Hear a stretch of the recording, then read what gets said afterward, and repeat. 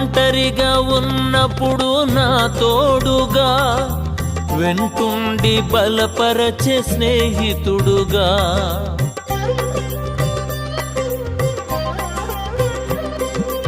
ఒంటరిగా ఉన్నప్పుడు నా తోడుగా, వెంటుండి బలపరచే స్నేహితుడుగా.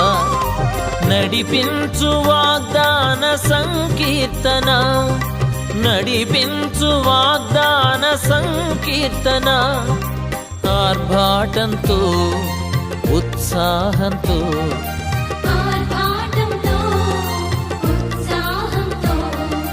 సంతోషగానము చేయనా, నిన్ను గూర్చినే పాడనా యేసయ్యా, మనసార కొత్త కీర్తన.